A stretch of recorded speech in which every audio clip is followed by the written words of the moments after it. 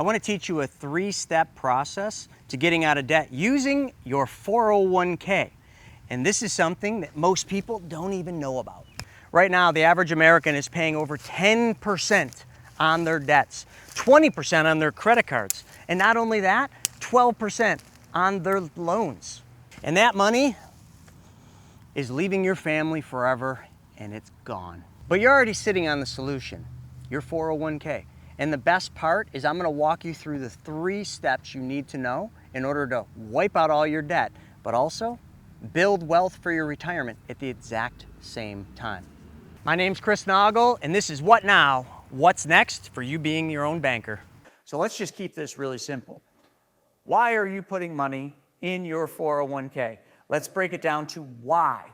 The first reason why is because they're giving you free money. In most cases, one of the rules that I want you to kind of remember is you're getting a match. Now, I'm not saying all 401ks give you a match, but many of them do. Let's just say that they match 4% dollar for dollar. Let me ask you a question. If your employer says they match 4% dollar for dollar, how much should you put in your 401k? Did any of you say 4%? Yeah, that's the minimum, because that's the amount they're giving you for free just for participating in it. Now hold on. If you're doing tax planning, like if you're in a high income position or you need some tax write-offs, this is a great place to do it. Now, how would that work? Well, let's just say you get a 4% match. That's how much you're going to start with. You're putting in 4%. But at the end of the year, or close to the end of the year, or any time during the year, your CPA says, hey, we should put some more into that 401k so that you don't have such a high income tax bracket. Well, this might be a good way. You could use the 401k contributions, which are tax deductible, as long as it's not a Roth. You can use this to bring your income tax down a notch. So your CPA can do that. It's called tax planning. So get with your CPA or tax preparer and find out how much would you have to put in your 401k to bring you down to a lower tax bracket. That's tax planning. And if it's not going to make a difference, don't put any more than 4% in. That is pretty simple stuff. Well, let's talk about the third thing. Any money you put in the 401k and you invest is going to compound. So if you're younger, you've got till 59 and a half. That's a lot of time. That money continues to compound year over year over year. So time plus return, compounding, makes a big difference. Albert Einstein called it the 8th wonder of the world. But now let's get into some fun stuff, because that's like bare bones, boring stuff. You got money in your 401k. Now, there are some rules with 401ks. Now, this is not for every 401k, so quick disclaimer, make sure you check with your 401k provider or HR to find out whether or not your 401k allows for loans. So let's talk about loans from your 401k. How do they work? Well, why would you take a loan should be the more important thing.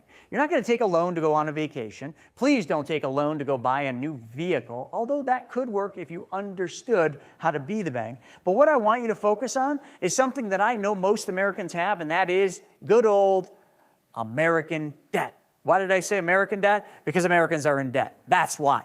And we just did this. We went to bankrate.com and we cited this. We said, what is the average interest rate people are paying on debt? This is pretty interesting. Personal debts average 12.26% interest, okay? Credit card is averaging 20.03%. Mortgages are 6.27%. And student loans are averaging 4.99%. If we just average that out, that's 10.88% average. If you got a 12.26% return on your 401k's investments, would you be happy? Okay, whoa, hold on.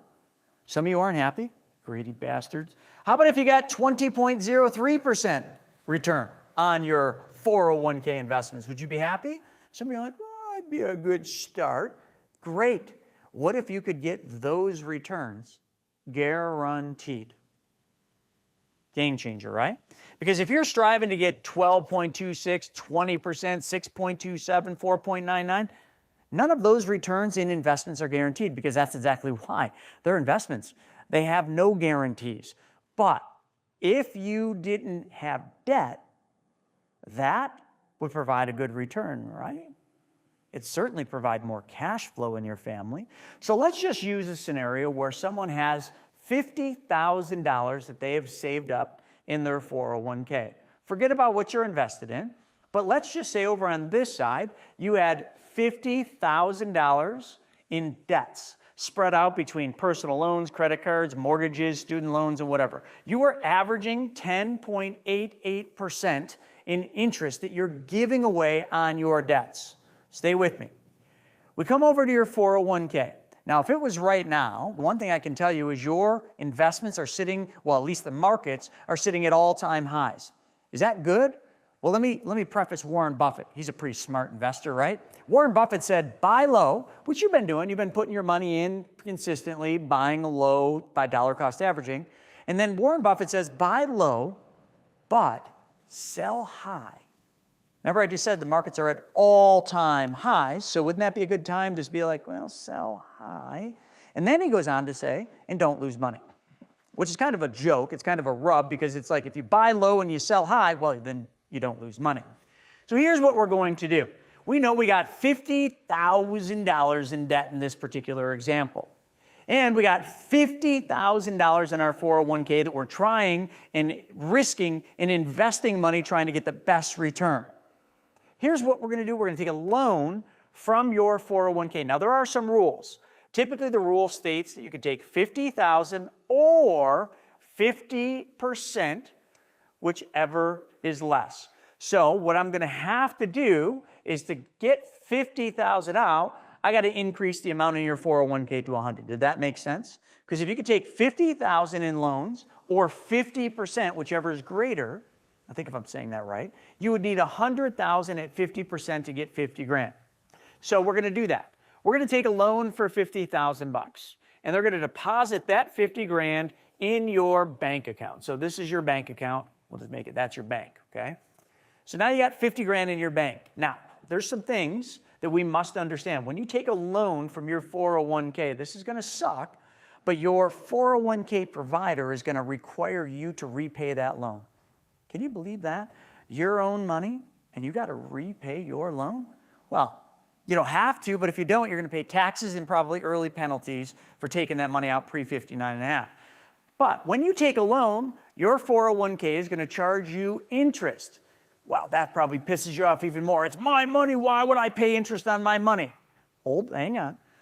Let's just hypothetically say that to take a loan from your 401k is going to cost you 8% interest. Now, I know you don't like that, but isn't 8% lower than 12.26? Lower than 20.03? It's a little bit more than the mortgage. It's a little bit more than the student loans, but as an average, isn't 8 less than 10.88? How do banks make money? They make a spread, right? You put money in a bank as a deposit. The bank pays you interest on that money. We'll call that 1%. You go back into that same bank to get a car loan and they want to charge you 6. They're paying you 1. They're charging you 6. They're making a spread. Here, to borrow from your 401k, it costs you 8% hypothetically. To pay off debt that averages 10.88%. You make the spread, 1.88%.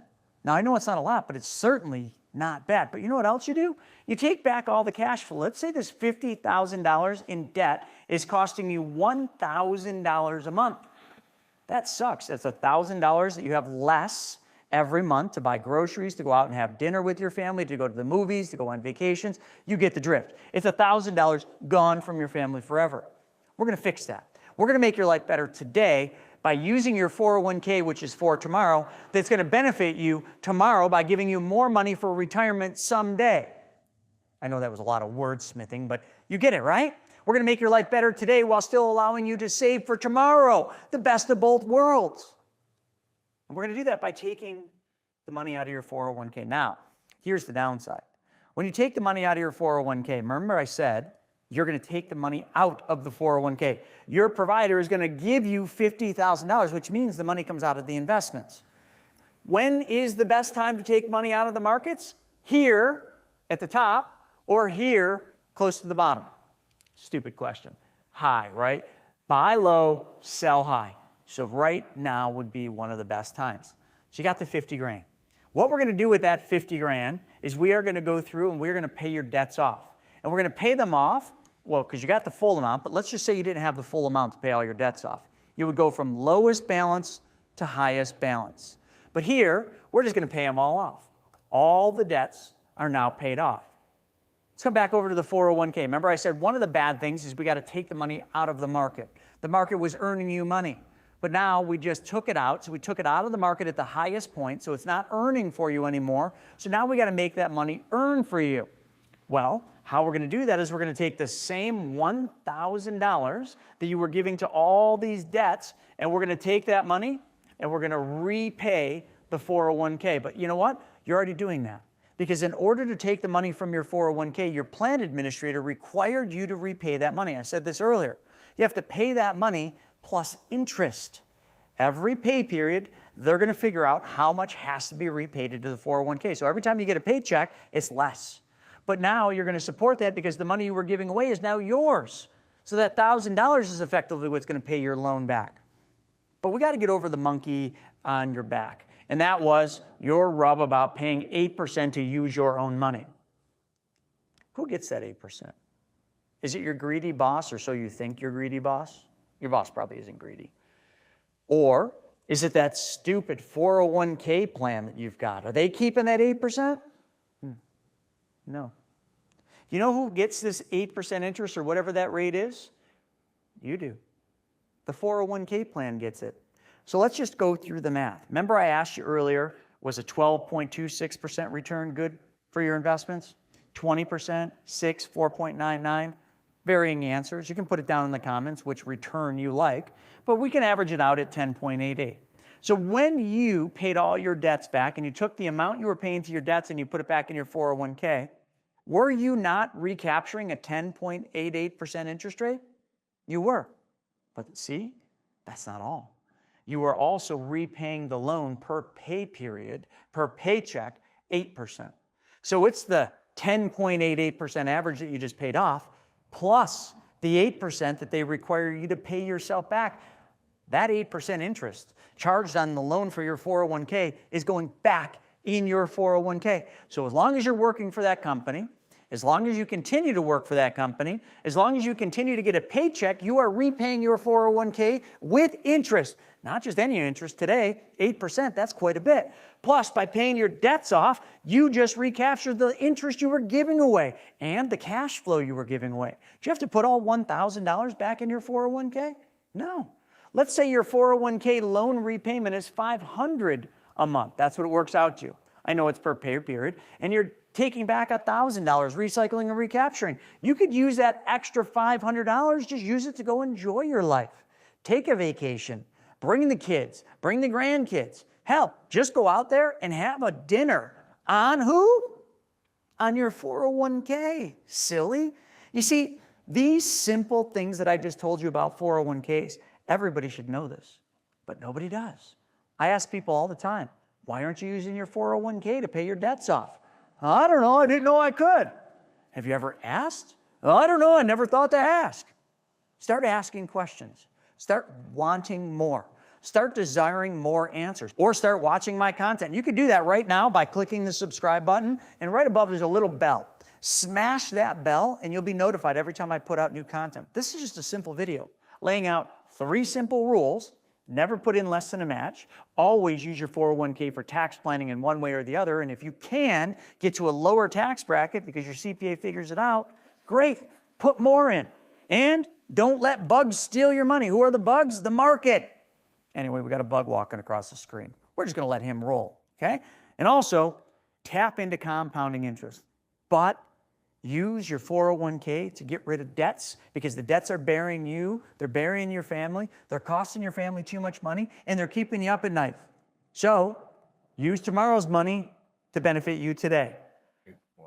And do not get bugged down. You're messing my drawing up, buddy.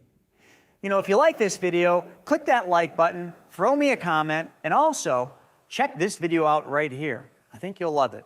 The Secrets of the Wealth.